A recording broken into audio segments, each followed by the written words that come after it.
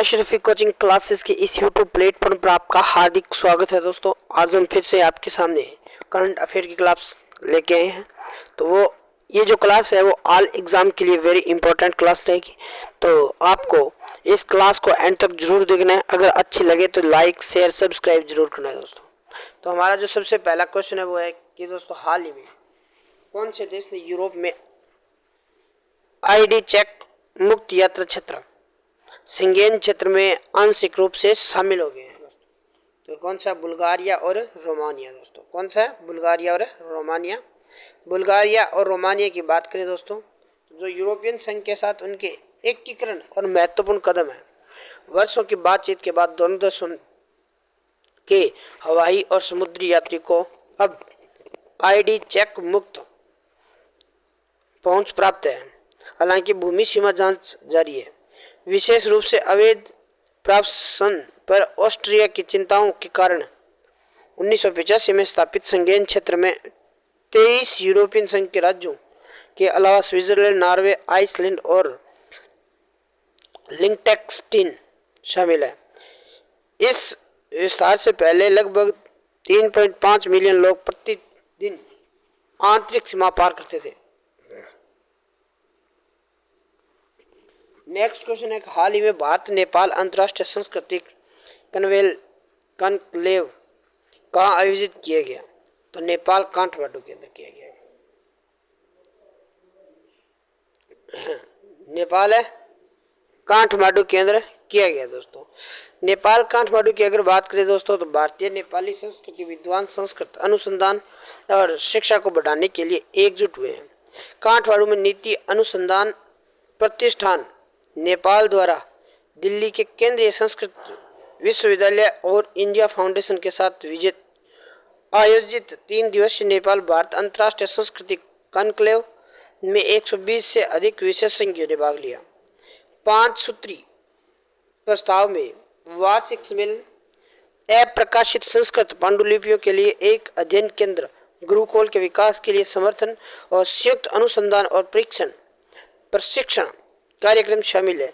इस पहल का उद्देश्य संस्कृति संबंधों को मजबूत करना और संस्कृत विरासत को संरक्षित करना है दोस्तों। नेक्स्ट क्वेश्चन है कि हाल ही में 6ठे वार्षिक हॉकी इंडिया अवार्ड्स में क्रमशः किसे वर्ष का महिला और पुरुष नामित किया गया? तो इसका सही आंसर कौन सा है दोस्तों? इसका सही आंसर है सलीमा टेटे और हार्दिक सिंह। सलीमा टेटे और हार्दिक सिंह थे दोस्तों।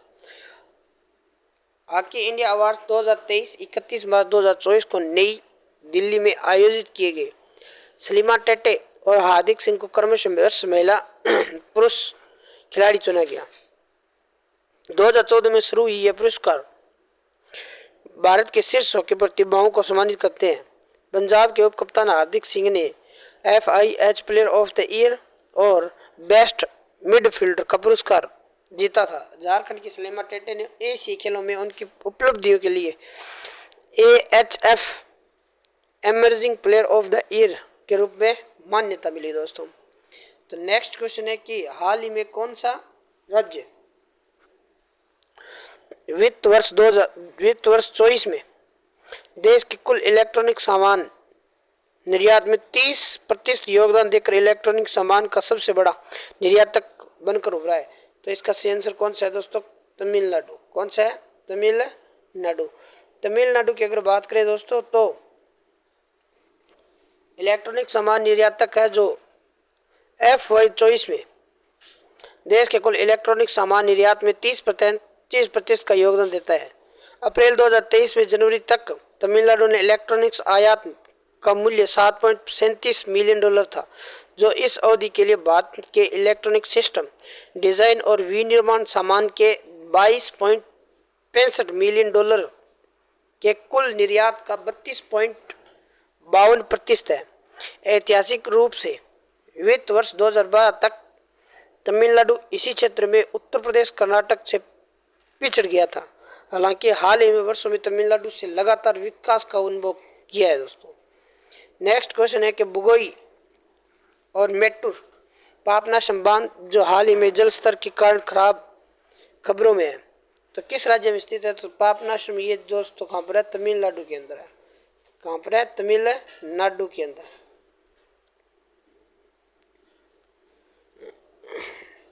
तमिलनाडु में वेगोई बांध मेदूर की पानी की जरूरतों को पूरा करता है। कावेरी नदी पर बना मेट्टूर बांध भारत के सबसे बड़े बांधों में से एक है, जिसका प्रवाह कर्नाटक से होता है और पापनाशम तिरुनेलेवली लवली और तुत्तीकोरिन में खेतों की सिंचाई करता है, जिसे भगवान शिव से जुड़े होने के कारण पवित्र माना जाता है। दोस्तों नेक्स्ट क्वेश्चन है का हाल ही में खबरों में नजर आए AI ह्यूम क्या है? तो भावनात्मक बुद्धिमत्ता के साथ दुनिया का पहला स्वादात्मक AI है। दोस्तों न्यूयॉर्क में स्थित अनुसंधान प्रयोगशाला ह्यूम ने एम्पैथिक लॉयस या वॉइस इंटरफेस नामक पहली भावनात्मक रूप से बुद्धिमान वार्तालाप AI का अनावरण किया। यह लाइव ऑडियो इनपुट का उपयोग करता है, ध्वनि अभिव्यक्ति उपयोगों के साथ ऑडियो और ट्रांसक्रिप्ट दोनों लौटाता है। दोस्तों नेक्स्ट क्वेश्चन है हाल ही में खबरों में रहा सोने सेना स्पेक्टो बिल्स क्या है? तो क्या है दोस्तों? अत्यधिक आक्रामक पेड़ है। दोस्तों वन विभाग मधुमलाई टाइगर रिजर्व के अत्यधिक आक्रामक पेड़ सेना स्पेक्टा विलिस को खत्म कर रहा है। मूल रूप से निजी संपदा द्वारा सजावटी पेड़ों के रूप में पेश किए गए। मद्रास उच्च न्यायालय ने स्थानीय भंडारों पर पारिस्थितिक प्रभाव के कारण उन्हें हटाने का आदेश दे दिया। दक्षिण और मध्य अमेरिका के मूल निवासी फलिया परिवार से संबंधित है। इसे अपने चमकीले फूलों के लिए गोल्डन वंडर ट्री के रूप में जाना जाता है। दाद और खाद जनित रोगजनों के उपचार सहित औषधीय उपचारों के बावजूद स्थानीय पारिस्थितिकी को संरक्षित करने के लिए इसे हटाना आवश्यक है। दोस्तों नेक्स्ट क्वेश्चन है कि हाल ही में खबरों में रहा चामिया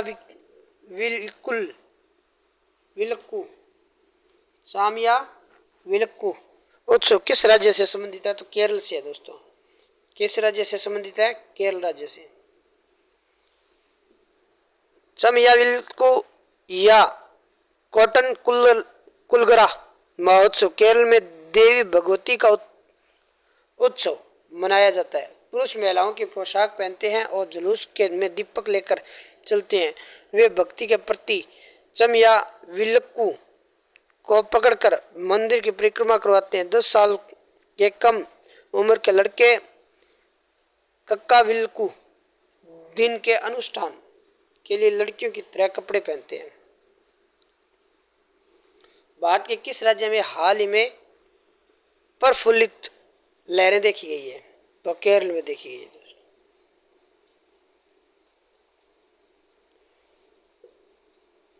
सुदूरवर्ती तूफान हवाएं जैसे कल्ला कडल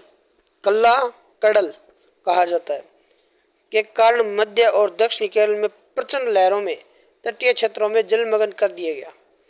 लहरों के कारण तिरुवनंतपुरम, कोल्लम और अलापुझा और त्रिशूल जिलों में समुद्री तट पर पानी भर गया है, जिससे जिला स्तरीय आपदा प्रबंधन को सतर्क होना पड़ा। और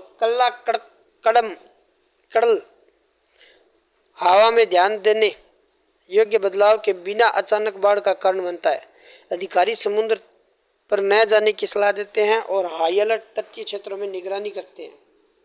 नेक्स्ट क्वेश्चन है कि हाल ही में समाचार पत्रों में देखा गया इंटरेक्ट प्रोजेक्ट किस संगठन द्वारा वित्त घोषित है? तो यूरोपियन संघ द्वारा है। दोस्तों किसके द्वारा है? यूरोपियन संघ के द्वारा। अगर यूरोपियन संघ की बात करें दोस्तों, तो अटलांटिक में स्थलीय अनुसंधान और निगरानी के लिए अंतर्राष्ट्रीय नेटवर्क एक EU वित्त घोषित परियोजना है, जो शोधकर्ताओं को यूरोप, रूस और उत्तरी अमेरिका में अंटार्कटिक अनुसंधान स्टेशनों तक पहुंच प्रदान करती है दोस्तों। तो आज के लिए बस इतने। अगर ये क्लास आपको अच्छी लगी है तो ज़्यादा से ज़्यादा शेयर, सब्सक्राइब और लाइक करना ना भूलें दोस्तों। धन्यवाद।